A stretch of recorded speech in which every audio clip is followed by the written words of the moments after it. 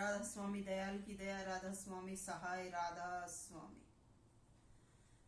मैं सविता राधा स्वामी आज के राधा स्वामी मत के व्यवहार जगत पर प्रकाश डाल रही हूँ कि आज दुनिया में राधा स्वामी मत अवंती के कगार पर चल रहा है।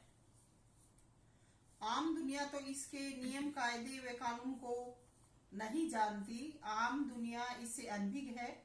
लेकिन राधा स्वामी मत जो हमारे हरियाणा में ताराचंद महाराज जी ने चलाया था, उन्होंने राधा स्वामी मत की प्रणाली आगरा से स्वामी जी महाराज जियों से बताई है, उनके द्वारा बताई गई है। तो जो नियम उनके थे वही नियम व तरीके होने चाहिए। लेकिन वक्त गुरु की बात या जिक्र आए तो आजकल काम के तरीके व साधन ही समय के अनुसार बदलने चाहिए। मान मर्यादा तो वही रहनी चाहिए, वही रहती होगी।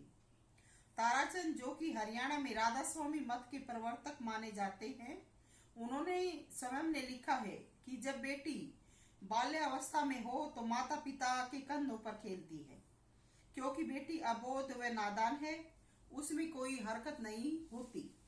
तो इस प्रकार से बेटी प्यार की अधिकारी है। लेकिन जो बेटी एक तरफ तो खसम कहो, पति कहो, उसकी सेज पर सोती है, दूसरे पिता से भी ऐसे लिपटती है, तो वो कौन? और वो पिता कौन? ताराचंद जी ने ऐसे व्यवहार को गलत बताया है। तो आज राधा स्वामी मत में जो गुरु हैं, वो औरतों को, लड़कियों को क्यों अपने अंगों से लिपटाते हैं? इसके अतिरिक्त 50-50 साल की औरतें बाहें डालकर लिपट रही हैं। आप सब अनुयायी उनसे क्या शिक्षा लेते हैं? उनके ऐसे फोटो देखते हो तो तुम्हें उनसे क्या शिक्षा मिलती है? मुझे भी बताएं। जबकि ताराचंद जी ने हम उम्र वालों के साथ रहने की मनाही की थी ताकि हमारे विचार न डगमगाएं। लेकिन कहाँ के विचार, इनके तो शरीर ही रोके नहीं रुकते। ये कौन सी भक्ति है?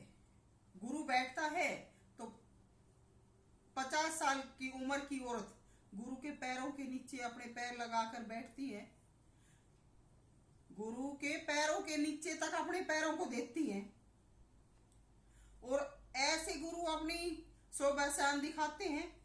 तो ये कौन सी रहनी है? इतनी बड़ी बड़ी, बेशक वो चाहे लड़की है चाहे बहन है, इतनी बड़ी होने के बाद और सत्संग में जाने के बाद उन्हें मर्यादा में रहना होगा। नहीं तो राधा स्वामी दयाल का जो नियम है, कानून है, वो बहुत बुरी सजा देगा। उनके अंग भंग कर दिए जाएंगे। मालिक ही उनके अंग भंग करने की ऐसी पावर देगा कि उनके शरीरों के अंग भंग होने लगेंगे आगे से। तो ये इस प्रकार से जो करते हैं, न तो वो भगत है और ना वो गुरु है।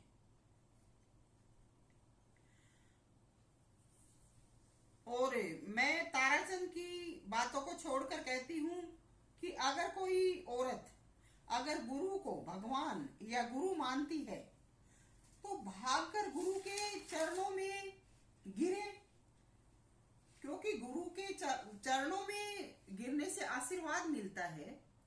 और अगर गुरु की या भगवान की तड़प है तो जीव बार बार उनके चरणों में जाएगा, उनसे अपनी विनती करेगा। तो इस प्रकार से जीव की कहो, भगत कहो, उसकी विनती पुकार सुनी जाती है। लेकिन ये क्यों छाती से लिपटती है, क्यों बाहें फैलाती है? यही बात गुरुओं के लिए है। गुरु तो नादान नहीं है, क्यों ऐसा करने की छूट दे रहे हैं? और बात साथ रहने वाले सेवादारों की आती है, वो क्यों ऐसे अनाधिकारी जीवों को आगे आने देते हैं? जब वो इतने साथ रहते हैं तो क्या उनका कोई हक नहीं बनता कि जो औरत बिना वजह के भी हम भक्ति लाइन के हैं ऐसा नहीं कह सकते। जो औरत गुरु के चरणों के सिवा गुरु पर और कहीं नजर डालती है तो वो औरत उल्टा है। तो जो सेवादार है, साथ में रहते हैं, उनको अपना खुद का व औरों का जीवन बचाने का प्रयास करना चाहिए। पाखंडी गुरु मीराबाई का हवाला देकर मीरा को भी बदनाम कर रहे हैं कि मीरा ने लोकलाज नहीं मानी। मीरा ने तो लोकलाज मानी थी। मीरा ने तो जाति पाति के भेदभाव को मिटाया। उसका व्यवहार गुरु के साथ अहमियत व अदब का था। लोगों ने रविदास जी को नीची जाति का बताया था, इसलिए उसने जाति पाति के भेदभाव को मिटाने के लिए नाम का खुल्लम खुल्ला प्रचार व प्रसार किया था। और मीरा के पति शादी के 10 साल बाद गुजर गए थे। वो तो वैसे भी सादगी के लिबास में रहती थी। वो अपने धर्म पर अडिग थी। उसने परमात्मा है वह परमात्मा के अंतरी प्रेम का लोगों को संदेश दिया था कि लोग कहते हैं परमात्मा नहीं है। उसने ये दिखाया था लोगों को स्पष्ट करके कि परमात्मा है, और परमात्मा का प्रेम दिखाया। वह लोगों को परमात्मा से प्रेम करने का संदेश दिया था। तो गुरु के साथ खुले रोंगटे कर करके दैहिक रूप में गुरु से नहीं रही। वो जिसको मीरा कहते हैं, वो खुले रोंगटे कर करके गुरु के अंगों से नहीं लिपटी। उसने अपना सब धन गुरु की सेवा में अर्पण किया था। वो शरीर के बस गुरु के आगोश में नहीं लिपटी। तो जो मीरा को गलत रूप में प्रयोग करेंगे वो भी अपना कर्म भार भुगत लेंगे। मीरा आज भी है और सदा रहेगी। ये उल्टा जो नास्ती हैं, ये मीरा की अनुसरणी नहीं है। तो इनको मीरा की उपाधि भी नहीं देना चाहिए। जो औरतें या गुरु इस प्रकार के आलिंगन करते हैं वो राधा स्वामी मत के अनुयायी नहीं हैं। उनको देखते हैं तो भी कोई महत्व नहीं देना चाहिए और उनको इस कर्म की सजा भुगतनी पड़ेगी। कई सविता को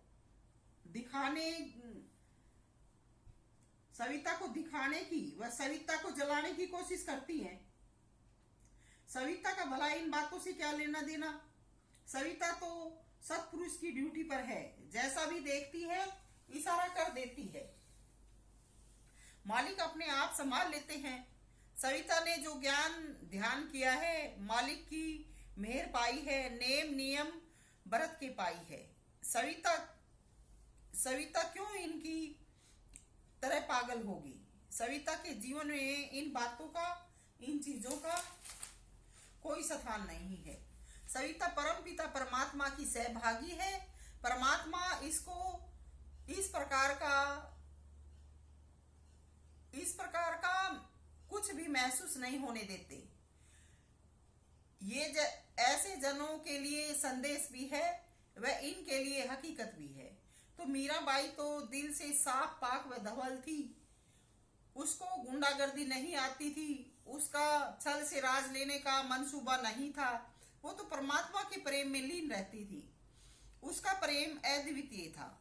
तो आजकल के अंधड़ गुरु चेलवी मीरा को बदनाम ना करें, उसकी भक्ति में कमजोरी न निकालें। मीरा को तो ये छाया के भी करीब नहीं जा सकती। मीरा तो मीरा थी।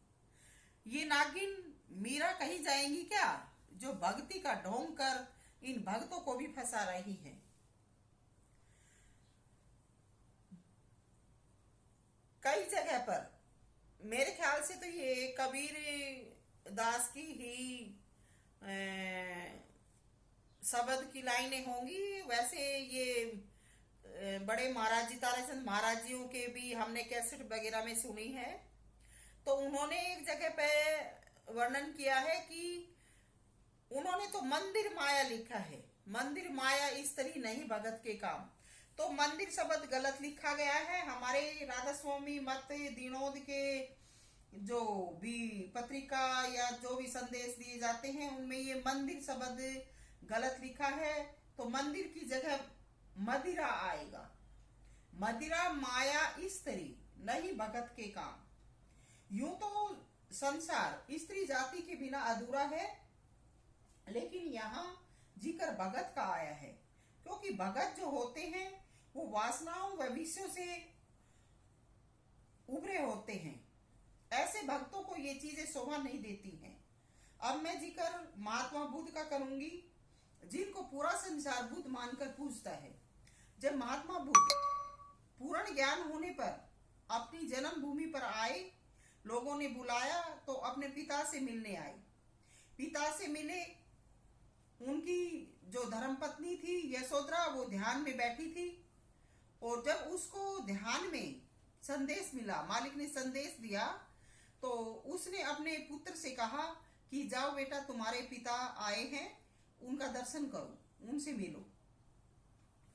तो बेटे ने कहा कि मम्मी आप भी मेरे साथ चलो, मैं आपके साथ चलूंगा पिता के पास। तो माता यशोधरा ने कहा कि बेटे, जिस दिन से तुम्हारे पिता ने संन्यास लिया था उस दिन से मैंने भी अपना जीवन त्याग दिया था, और मैं भी उसी दिन से सन्यासी होकर घर में अपना जीवन व्यतीत करती हूँ और हमेशा मालिक की भजन व लो में ही रहती हूँ। उसने कहा कि अगर मैं उठकर उनसे मिलने जाऊंगी तो मेरी जो तपस्या है वो भंग हो जाएगी। यशोधरा माता उठकर महात्मा बुद्ध के पास नहीं गई। महात्मा बुद्ध स्वयं अपने पिता को लेकर माता यशोधरा का दर्शन करने के लिए आए, और जब बेटा व पत्नी को दर्शन दिया और दर्शन देने के बाद वो तुरंत फिर अपने जहां जंगलों में जहां कहीं तपस्या करते थे वहीं वापस हो गए। और उसके बाद उन्होंने फिर दोबारा घर में अपनी रवानगी नहीं की और अपनी समाधि ले ली थी। तो मैं भी उसी दिन से इसी अवस्था में रहती हूँ। ये माता यशोदा ने कहा कि मैं तुम्हारे पिता से मिलने नहीं जाऊंगी।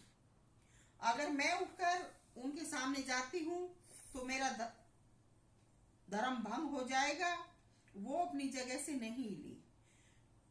महात्मा बुद्ध इस प्रकार से माता यशोदा को दर्शन देकर और वापिस चले गए, और फिर से अपनी ध्यान अवस्था में लीन हो गए सदा सदा के लिए। तो महात्मा बुद्ध ने तो गोपी व दासी लेकर माता यशोधरा से रास नहीं रचाई, ना ही माता यशोधरा ने अपने धर्म का हार सोने दिया। तो ये भगत व भगवान होते हैं। आज राधा स्वामी मत के जितने भी गुरु हैं अपनी पत्नी को राधा बनाकर रख रहे हैं, ये उनका कोई मत नहीं है। जब शिष्य बना लिए तो दूसरे जीवों से मेल कैसा। और भक्ति मार्ग में जो MA PhD या डिलीट वगैरह जो कर जाते हैं वो दोबारा पहली क्लास में कैसे बैठेंगे।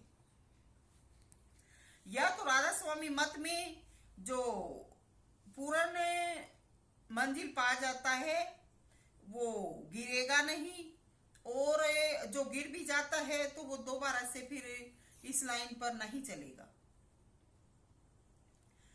क्योंकि ये मार्ग आसान नहीं है। तो ये जो लोग ऐसा कहते हैं उन्होंने भक्ति या ध्यान किया ही नहीं, क्योंकि जो रूह अंतरी मंडलों में पहुंच जाती है वो नीचे के दर्जे में नहीं आती।